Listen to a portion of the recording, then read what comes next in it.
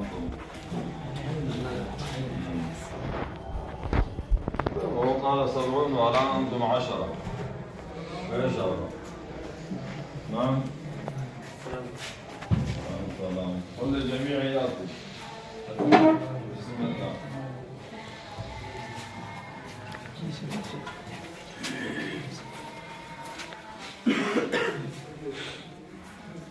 تقاربوا ها هنا، تفضلوا، والكتب مفتوحة، هذا حالكم. لا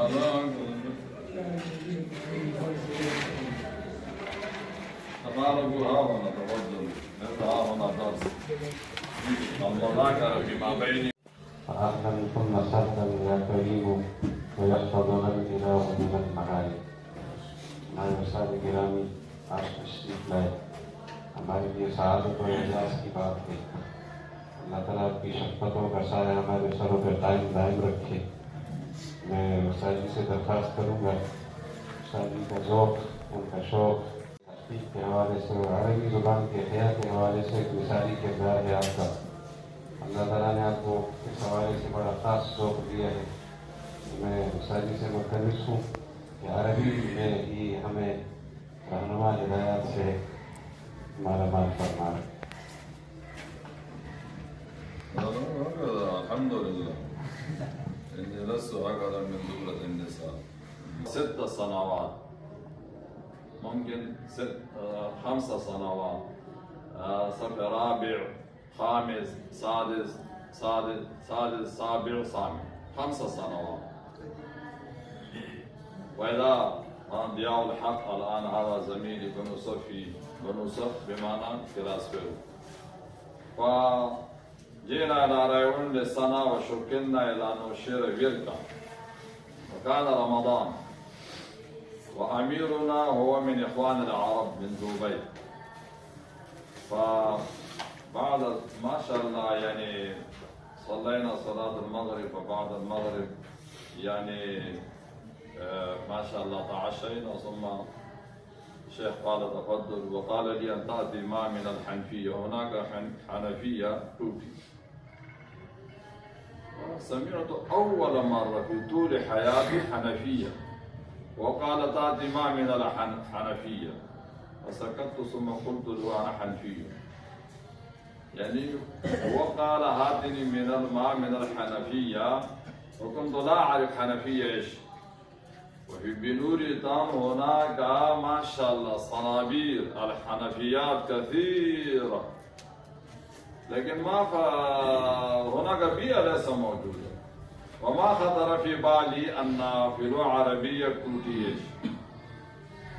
فهمتم أم لا؟ كنت في جامعة 5 سنوات، لكن هناك بيئة يعني كلام، بيئة لغة عربية، بيئة تكلم هناك ليست موجودة. وجميع الطلاب هم كانوا لا يعرفون يعني تركي في لغة عربية ايش. ضروري فيما بيننا كلام. والحنفية لماذا العرب يقولون حنفية؟ لأن إذا مثلا صنعت حنفية تركي، ووقع اختلاف ما بين شوافع وبين أحناف وبين حنابلة وبين مالكية في قضية هل الوضوء صحيح من الحنفية أم لا؟ عجيب، في كل مكان اختلاف، وحنابلة مالكية وهكذا شوافع مفتوا أن الوضوء يعني مكروه أو غير أولى من الحنفية. وعلماء أحناف قالوا صحيح. كما نحن مثلا ينبوع، تعرفون ينبوع؟ عين، ينابيع. هناك في مثلا في بلادنا في الجبال وفي قريتنا الينابيع أو آبار أو مثلا مسيل، ونحن نتوضأ. مفهوم أم لا؟ أحناف قالوا أن هذا مثلا ينبوع أو عين، هناك ما شاء الله نحن نتوضأ، هذا كالحنفية، كالصنبور. صنبور يعني لغة عربية صنابير توكي لنا. هؤلاء الحنابلة والشوافع استهزاء سموها حنفية. حنفية لماذا؟ لأن أنتم أحناف وهذه حنفية. فهمتم أم لا؟ نعم. فهمتم؟ هذا قال أحد من إخوان العرب حنفية. لماذا؟ وقال حنفية غلط، حنفية، أحناف حنفية. وضروري لا، كما أنا أتكلم باللغة العربية أو بلغة أردو نخطأ، لأن لغة أردو ليست لغة أمهاتنا مادري زمان، وهكذا لغة عربية أيضا. إذا أنا أتكلم بالبشتو لغة أمي بشتو، فإذا أخطأت هذا تقصيري. لكن لغة عربية طيب، لغة أردو فلا بأس.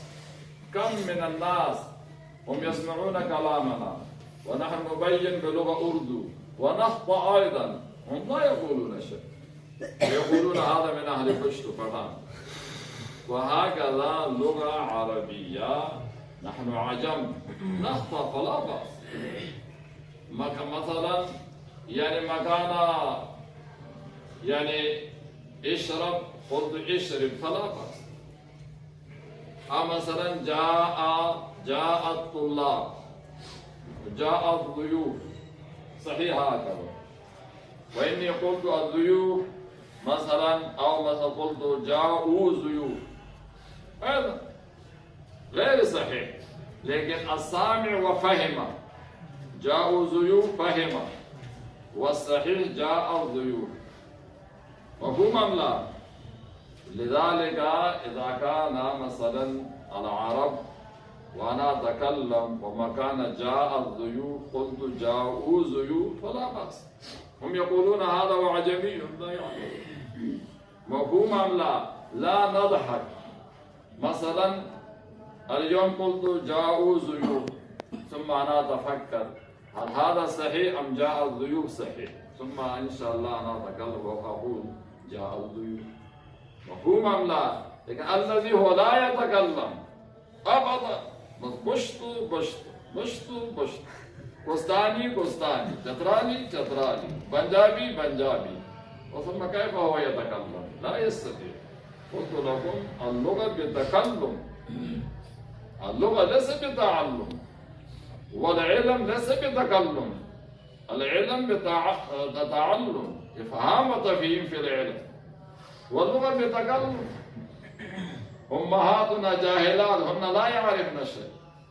بس أمي هي فقط هي تفهم لغة بشتو، وهي لا تعرف مرحومة أن الورقة طلع دا ودي، ما الفرق بين دي وبين دا، بين ده للمؤنث ودي للمذكر، هي لا تعرف.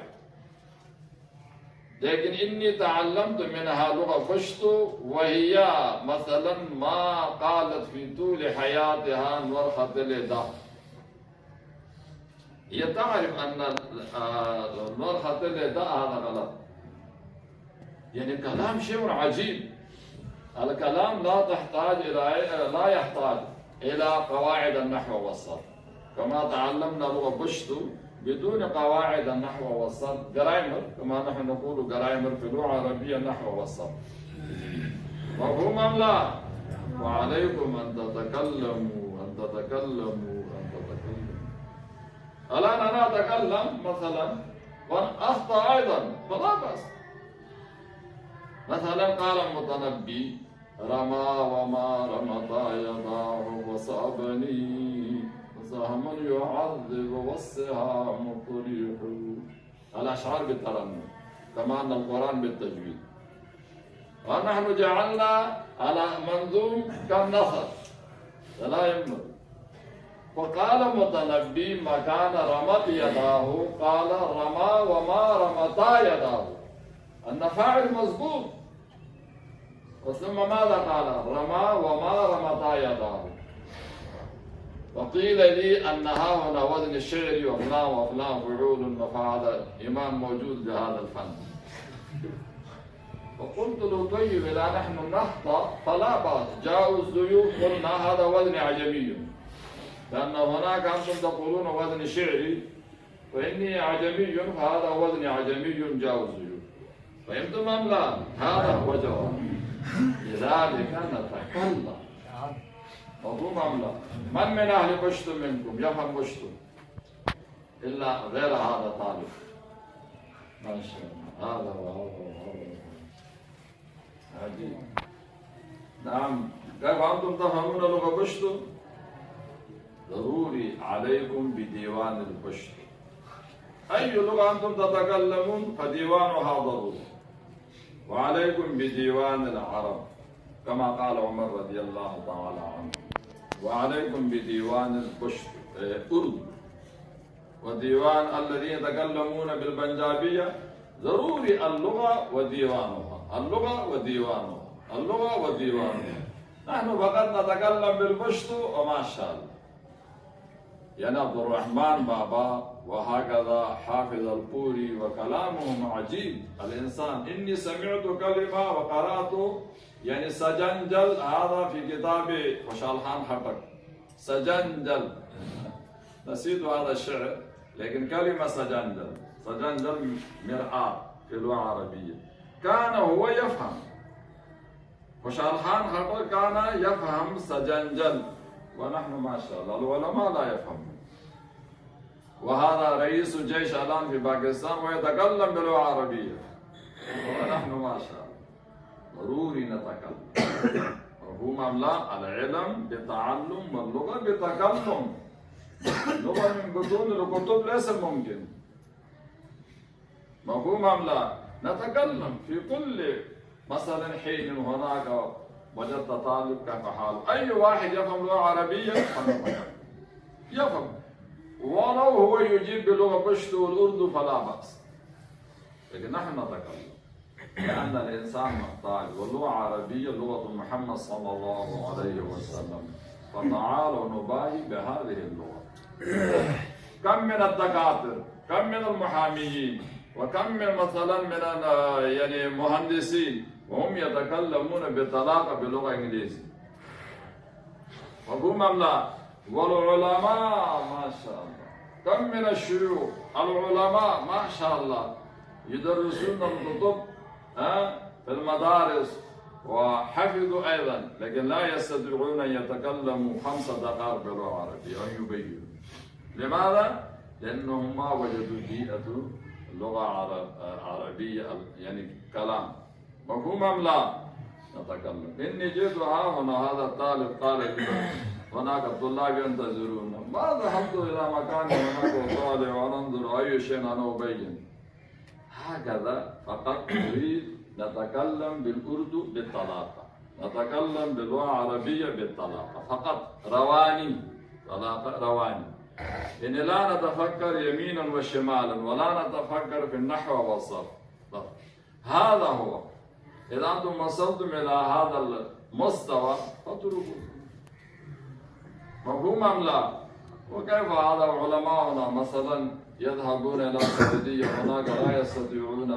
كان الشيخ رشيد زميلي رشيد أحمد هو قال إني ذهبت بأحد من علماء باكستان وهناك كان، وقلت للشيخ هذا وشيخ كبير وأستاذي وفلان وفلان وفلان وفلان ومفسر ومحدث، ثم ذهبنا والشيخ بدأ كلام ما كان يعني معي، هو بدأ كلام مع الشيخ والشيخ ما شاء الله، فهذا أستاذي ما أجابه، وهو قال لي العرب هكذا، وقال هذا كيف أستاذك هو جاهل.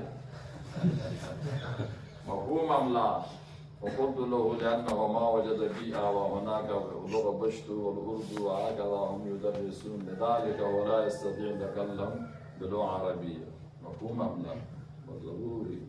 أبو الحسن علي الندوي رحمه الله وصل إلى ما وصل، طيب هو ماهر في الفنون، لكن أهم شيء زيارة فيصل والملوك وفي الدنيا بسبب اللسان.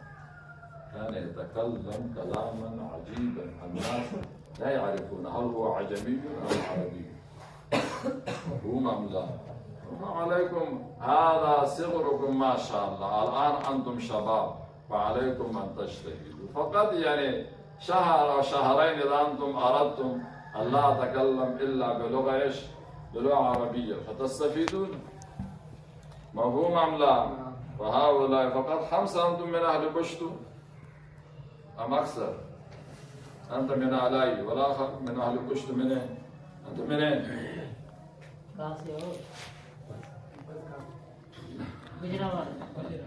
وكيف يفهم لغة بشتو؟ ولا بنجابي؟ أفغاني؟ ما شاء الله. دخلت على ضريح هذا ما اسمه؟ لا آخر.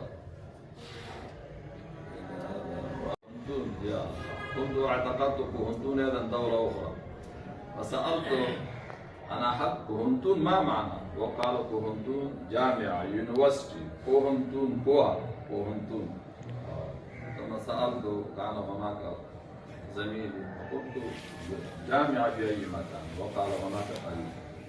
فذهبنا ودخلنا على قبره جمال الدين أفغاني رحمه الله وقلت إذا أنت تسمع لأن بعض الناس يقولون يعني الميت لا يسمع فقلت طيب إذا أنت تسمع قلت كلمة يا جمال الدين المسلمون اتفقوا على ألا يتفقوا ولو كان مكانك أنوار الحق وأنا أقول يعني العلماء اتفقوا على ألا يتفقوا لأن عامة المسلمين هم لا يعرفون شيء هذا بريدي وهذا دبندي وهذا فلان وهذا شيطان وهذا شيعي هم لا يعرفون فالعلماء اتفقوا على ألا يتفقوا وهو قال جملة هكذا جملة المسلمون اتفقوا على ألا يتفقوا. طيب أنت تفهم بشتو؟ ها؟ فأنتك تعودورك قتلي ترقرك سماء ذكري صديد حافظ الصمد ودمشي ما معنى؟ عليكم بديوان البشت احفظوا أشعارها للنسيح مفهوم أم لا؟ عبد الرحمن بابا ما شاء الله لو كان نبي ممكن مثلا في قبيلة هكذا عبد الرحمن هو نبي لكن ليس ممكن كلامه عجيب مفهوم أم لا؟ ما تسوي لوردي هل تستمشي أو تذكر طبعا سمش الرحمن ما فهمت؟ يعني الحية هي إذا تدخل في جحرها وتصير مستقيمة فيا عبد الرحمن أنت ما صرت مستقيما وأنت على شاطئ مفهوم أم لا؟ الصوت القليل نعم تفهمون لا مثلا رغم الوقت شيء ممكن يقال الساعة 7 ونصف طيب ومن أراد أن يتكلم باللغة العربية؟ إن شاء الله إن شاء الله هذه إرادة أهل دعوة سبحانك اللهم وبحمدك خالد